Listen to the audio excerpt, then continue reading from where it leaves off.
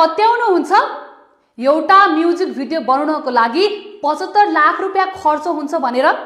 सायद तपाईहरुले पत्याउनु भएको छैन होला, तर तपाईहरुले पत्याउनै पर्ने हुन्छ र तपाईहरुको दिमागमा पनि धेरै खालको क्वेशन आइरहेको होला के 75 लाख रुपैयाँ लाग्छ र जाब एउटा म्युजिक भिडियो बनाउनको लागि पनि भनेर।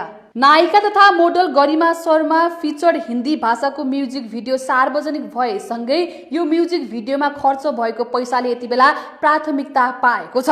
उक्त म्युजिक भिडियो अमेरिकामा छायाङ्कन गरिएको छ। सार्वजनिक भिडियोमा गरिमासँगै मोडल तथा गायक रोशन अधिकारी पनि फिचर्ड छन्।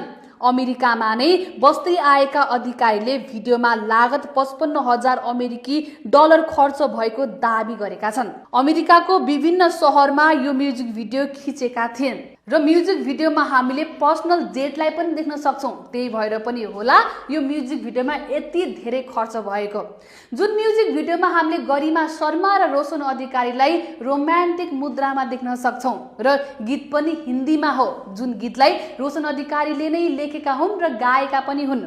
नेपालबाटै म्युजिक भिडियोकै लागि भनेर अमेरिका पुगेकी थिइन् केही महिना अगाडि मात्र गरिमा शर्मा र आफ्नो अनुभव पनि उनले राम्रो भएको बताएकी छन्।